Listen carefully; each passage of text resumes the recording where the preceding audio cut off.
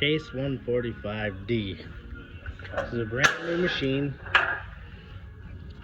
I put my diode tree back here in the door, and then I just hooked right to the battery of my hot and my ground.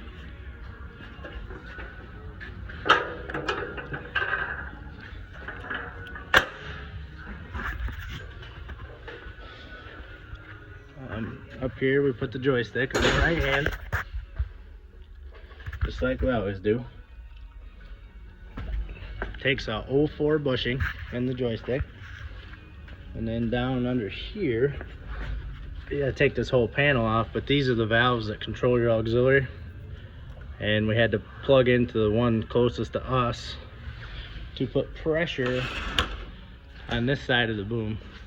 You can see where I welded my electrical box on, and this is my pressure hose here, 4-wire, case drain, electrical. And we use these chains to hang it from so it doesn't draw on the hoses too bad.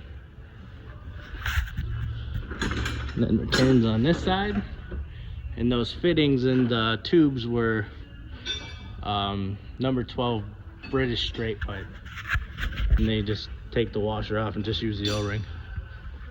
Then we run our stuff down the boom. And this didn't have a piece to go through the rubber, so I had to notch out this guard back here just to get the hose to come through for my case drain. And then here's the tank, and I put my case drain right here. It was a number 8 British straight pipe.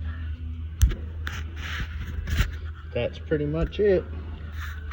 I ran the wire back through there and over behind. So other than it being tight, it was pretty easy.